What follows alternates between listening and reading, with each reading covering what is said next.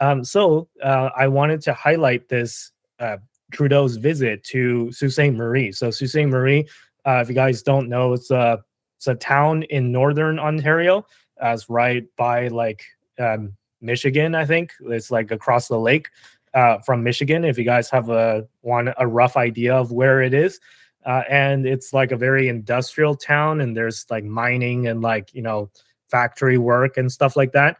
So Trudeau wanted to kind of increase its popularity because I think that like it's kind of like a swing district. It used to be liberal supporting, but now it's like kind of a toss up between the liberals and the conservatives because people are getting mad at Trudeau and at the liberals. So Trudeau thought that he would go there and kind of smooth things out a little bit. So he went to this steel plant where he was talking to the workers. And then this worker wearing like a union shirt came up to Trudeau, and it was kind of a tense exchange, to say the least, right? So, people were saying that this steel worker was rude to Trudeau, but I actually, like, if you watch the video, I don't think that he was rude at all. I think that he made his points fairly clearly. And he was just expressing his frustrations at Trudeau. It's like, hey, like what you're doing is not working.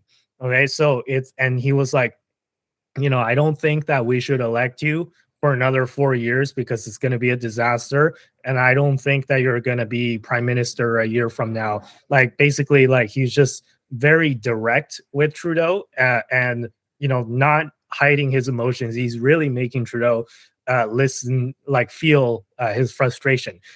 So some of the things he said. So the mill worker was saying how he's paying 40% taxes and pays for his own dental care. So one of the kind of landmark programs that Trudeau put out was this dental care program. And, unfortunately, it's not eligible for like most people, right? Because I think right now, maybe they've like expanded the eligibility, but last time I checked, it was only for seniors over 65 or children under the age of 14 or 12 or something, or if you have or if you're an adult who has a disability. So it's only those kind of three categories that's eligible right now. So he's like, it's great that you're putting out this dental program, but I'm not eligible and I have to pay for my own dental care. This is what the mill worker said. And he's saying that he's paying 40% taxes and still kind of, struggling to get by. So I posted this story on X, and I actually got a few like people pushing back against me for resharing this story. Who, like, I don't know what their motivation is, but basically people were saying that this is misinformation because you don't pay 40% income tax until you're making about 270K a year, and there's no way a factory worker, a mill worker, is making 270K a year, right? So he clearly is probably making a lot less than that. So there's no way that he's going to be taxed at 40%. And dental care is covered by his companies or by the union. So like he doesn't pay for his own dental care. So I have a few like choice things to say about that, but maybe I'll reserve that for a little bit later. And let me just pass the question off to you guys first. First of all, did you guys watch this video? Or if not, did you guys at least like read about this story when it first came out? And what are your thoughts in general about what this gentleman said to Trudeau, like the 40% taxes thing, the paying for his own dental care thing? Do you think that his frustrations are justified, or do you think that he's just misled by Pierre Poilievre and by the conservatives? Because that's an argument that I've heard from people who are defending Trudeau, saying that Pierre is like done all these, like said all these lies and misled people with misinformation. You're not taxed at 40% unless you make 270K, blah blah blah, right? Like, do you think that, like, do you stand on that side of the argument, or are you more on the side of the worker? Is like, hey, like maybe he is paying a lot of taxes and his own dental care, and like maybe Trudeau's doing a bad job as prime minister. So I don't know. A lot of opinions. What are your thoughts on this? Yeah, I'll give it a go first. So basically, to be clear, I haven't. I think briefly saw this article somewhere somehow, but I don't remember clicking it or watching this video. But point being is that I'm sure, like while he was explaining and having a conversation with Trudeau, I think if he was trying to like convey his, like emotions or his points, some people can get caught up in that specific moment. I'm sure he was trying to be as civil as possible. And if you have a lot of thoughts and emotions that are going through you, and obviously judging by the way you're putting everything, he must have been super frustrated. Could have pretty much just got his facts mixed up. I'm sure there's like some sort of truth as to what he was saying, but maybe the 40% may have been a little extreme. He probably just pulled that number out of his ASS. I'll keep this PG. But I think point being is he's primarily frustrated, and I think the idea for him is he just wanted to show his frustrations and his I had it up to here mentality with Trudeau, and I'm sure he tried to explain that as best as possible. But much as how we're talking on this podcast right now, and sometimes we're just speaking on a whim, like, and we're trying to communicate with our brains. I'm sure he was just trying to figure out words to come out, and he might have went home that day and like, oh, I should have said this. Oh, I think I made a mistake for this, and it was just pure coincidental. Like, and yeah, arguably it could be because of the media he's been watching. Like, I don't know if it's like specifically conservative media, but whatever media is watching could have been swayed differently. That's an arguable debate, but I think I have to watch the video, but I would probably just say he was just stirred up in the moment and he was just trying to figure out how to say what he wanted to convey. And some things didn't come out clearly, but you can chime in on that. Yeah, actually, there's one last part that I forgot to include about the mill workers' arguments against Trudeau. He also said that he can't find a family doctor, and like he's kind of blaming it on Trudeau. And that was another thing that people on X kind of pushed back on, where it's like healthcare is a provincial jurisdiction.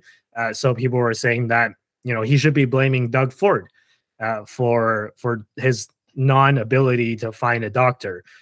So maybe you can comment on that as well, Dom. Like, do you think that he's justified in saying that to Trudeau or blaming Trudeau, or should he be anchoring the majority of his blame on the family doctor thing on Doug Ford, who's the Uh, premier of Ontario? well, to be fair, I think the vast majority of people, like let's just use the Pareto law as an example, like 80% of the population um, really cares or like understands how the political systems and like policies really truly work. So for or sorry, 20% of people really understand, and then the other 80% of people don't really care. So he must be that 80% of people who don't really care. And um, as someone who doesn't care too much and doesn't look into things too much, the first person you would probably blame is JT, just because he is, I guess, quote unquote, head of the house. He may not know that Doug is the one who's responsible in Ontario. So, and conveniently, he's speaking to Trudeau right now. So he probably wanted to convey his thoughts in regards to that too. Um, yeah, people have to work, provide, like food for their kids or stuff like that, pay for their mortgages, pay for their rents. So I don't know if people have the willingness to have some downtime to understand how our government works. So I guess that was just the first finger and person he wanted to point towards. But yeah, no, maybe the government itself could find ways to maybe lax up a little bit on, oh, you need to have this in order to become a doctor, a family doctor in Canada. It could ease up the restrictions and things like that. But yeah, I think that's basically what happened. He just didn't read up enough, and he just started to point fingers at JT without knowing the whole. He basically read the first few pages of a book, but he didn't read the entire book, kind of thing. That's just the assumption, pretty much. I maybe well, okay. I'll say that I think your perspective, Dom's perspective of that he maybe didn't read up as much on this to get the exact stats. I think that's probably true. I doubt he looked into this extensively, but I think that the statement of "I'm paying 40% taxes" I think is an example of one where people are looking at it and going, oh, that's clearly false because your income taxes are only going to be, you know, you'd have to make $250,000 to be paying 40% income taxes. But I think they also forget that we pay taxes on just about everything. So coming to that 40% mark becomes a lot easier when you say you pay 30% in taxes or 25, but I think 30% is a pretty reasonable number because if you're making a 50,000, I think that it's around 30%. The likelihood that you're coming up with that additional difference in so in Ontario for 52,000 it is 27% tax rate. So to come up with the 40%, you only need to come up with 13%. And so 13% of $52,000 is what? Let me do some quick maths. 52,000 times 0.01, no, not 0.013 is $6,760. If you're paying 13% taxes on stuff, you're going to get a lot closer to that dollar amount, in an annual, buying your groceries, paying your other things, then I think we are really taking into account, because again, the taxes that we pay are not just the income taxes. So any taxes that you're paying on that 13%, that's additional money. And so maybe it's not actually 40%, but it becomes a lot closer to 40% once you start taking into account that kind of factor. And again, I'm not saying that his numbers are 100%, but I think that it's important to take into account the fact that he will be paying more in that instance either way.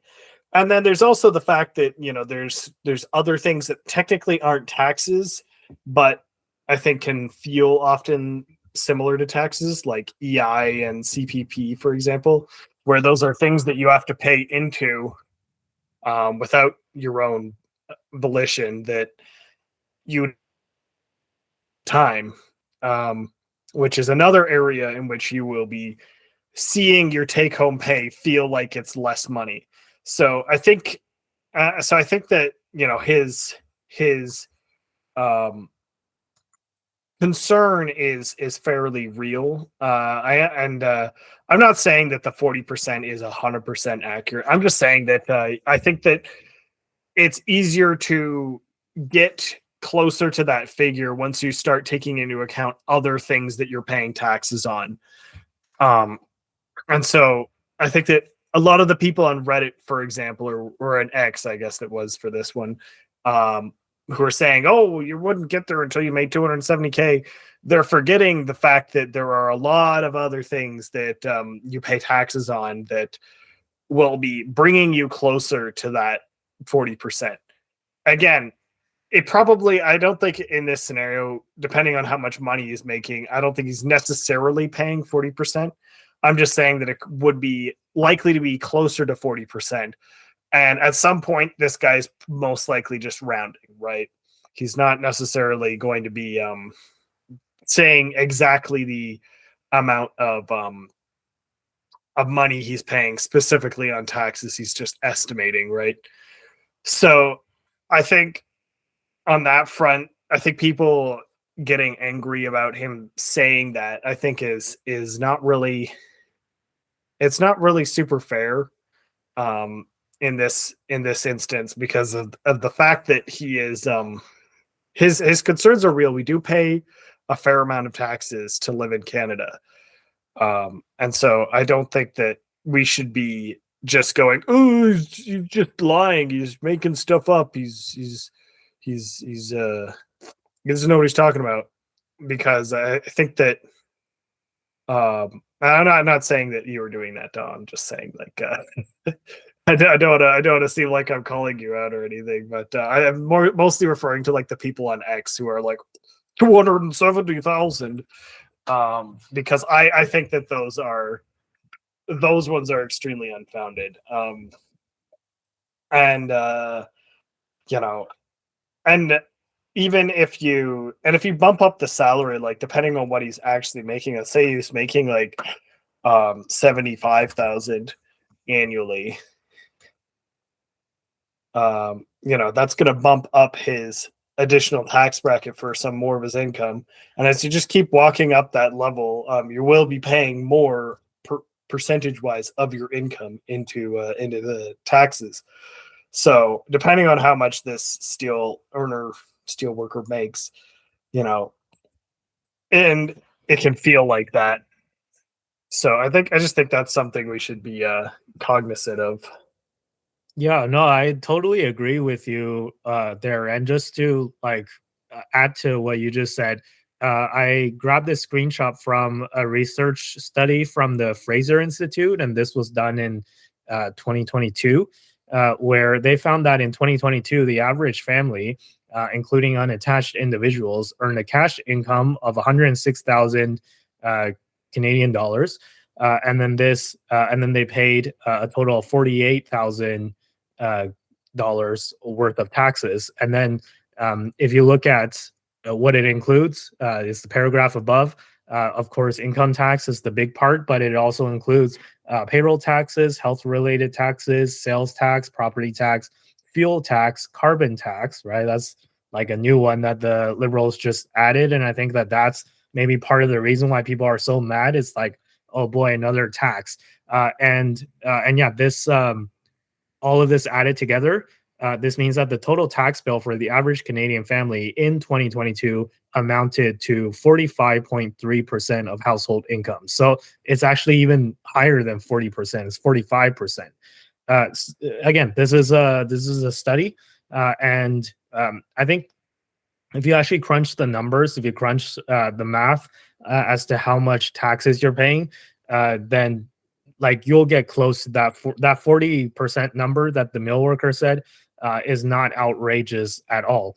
And also keep in mind that there's like with things like the carbon tax is baked into a lot of stuff, right? So this is one of the things that I was trying to point out and why I'm against the carbon tax when it first became a thing, is because let's say like you implement the carbon tax and anything that emits carbon, you're going to tax it. Well, great. Well, what emits carbon?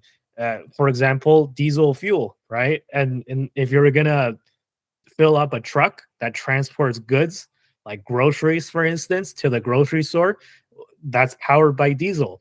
If you raise the price of transportation for the groceries, what do you think is going to happen to the price of the groceries, right? You're going to pay more for the groceries, and that's not a tax because like it doesn't show up on your receipt as a tax. It's baked into the price of whatever you're buying from the grocery store.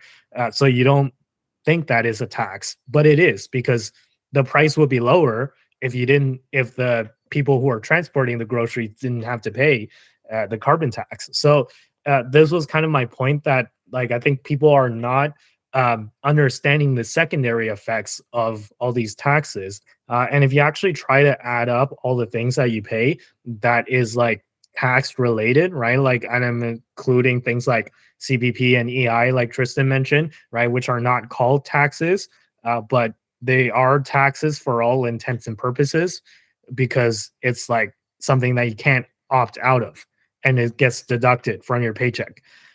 So if you add up everything, it is around 40%, I think, and it's not outrageous at all. And even if it's 35%, like what difference does it make, right? Like you're gonna give them crap for saying 40% when in fact, let's say it's 35%. Does that make his arguments unjustified because the actual number was 35%, but he just rounded to 40%, right? Like, where do we draw the line? That's kind of the question as well. And Tristan, you didn't respond to the part about the dental care and the family doctor. So I'm going to give you an opportunity to respond to that. So the mill worker was saying that he pays for his own dental care. So, to hell with Trudeau's dental plan. And he also can't find a doctor, which people are mad that he's blaming Trudeau for it when he should be theoretically blaming Doug Ford for it. So what are your thoughts on it? Right. Yes, I did forget those. Yeah, with regards to blaming Trudeau for the doctor thing, I think that it's pretty difficult to say that Trudeau had no impact on the doctor thing, because regardless of, whether or not the healthcare system is Doug Ford's responsibility or not, if you bring in 1 million people and don't increase the number of doctors, you're going to have less doctors for the people. And it's just math. At some point, the numbers don't lie. So on that front, I think that you can blame Justin Trudeau for the lack of doctors because of the fact that actions that his government has taken have effects that will impact other areas, such as, for example, that the doctor piece, right? So, and I don't think that it's fair to just give Justin a pass on that one and blame Doug Ford for not having more doctors when it wasn't Doug Ford's you know control over how many additional immigrants were going to come and settle in Doug Ford's province that he now has to find doctors for. And again, then that's not to say that Doug Ford hasn't done things wrong, to be clear. And it's not to say that he's even necessarily doing a good job. It's just to say that the argument that Justin Trudeau has no impact on this is completely unfounded. There is definitely, his actions have meaning and have had an effect. And so I don't think we can discount that factor when we're taking into account a issue that we see in the country. And I think that from the steel workers' perspective, that is why, calling out Justin Trudeau for his failings is a route that he can take. He's saying that he can't find a doctor. Yeah, it's still Justin Trudeau's country that he can't find a doctor within. So it's not whether or not Justin Trudeau wants to pass the blame over to someone else, or people want to pass the blame over to Doug Ford as to why there's no doctors, doesn't change the fact that there's no doctors, and doesn't change the fact that this is the country that has been created and not created, but like run by the Trudeau government overarchingly for many years now. And then with regards to the dental care, I don't think most benefits cover all of dental care anyway. So the fact that he's paying for his own dental care is not really that surprising. Like, I have dental coverage and I still end up paying at least part of my dental care. And in my experience, these dental care policies that they have created, yeah, I'm sure some people are benefiting from them, but I don't think that the majority of people are benefiting from them. And that's, I don't know if that's a failing in the system itself. I don't know if this is user error. Are people supposed to be doing something that they're not, and that's why they're not getting the dental care covered? I'm not sure exactly what the issue is, but at the end of the day, I don't think that I'm looking around and at our dental care situation and going, this has been resolved. Everything is perfect. So I don't think Trudeau being ridiculously proud about his dental care is really, much of an area where he should be displaying such pride. For the first time in a long time, Tristan, I think we've agreed upon every single point in every single story that we've covered tonight, which is rare actually, right? So I have to say I totally agree with everything you just said. And just to quickly add to it, because we're running low on time, but the dental care part, like even if like he's taking advantage of the benefits that's provided to him by his union and by his company or whatever, like ultimately that money gets deducted somehow, some way, shape, or form from his pay, right? Because like that benefit, like it doesn't just come out of nowhere, right? So uh, it's just coming out of like deductions and stuff from his paycheck at some point or another. Or if he's part of a union, like he's paying union dues, right? Like you have to pay union dues. So like we're just like, or otherwise where does the union get their money for stuff, right? So that's what I have to say to that. That ultimately, like, he is paying for it. And the fact that he can't find a doctor, whether it's Justin Trudeau's fault or whether it's Doug Ford's fault. Look, like if you want to blame Doug Ford, go ahead, right? And I've seen a lot of like credible articles and credible research studies and stuff that's saying that, like, Doug Ford is actually doing a bad job at running the healthcare system in Ontario.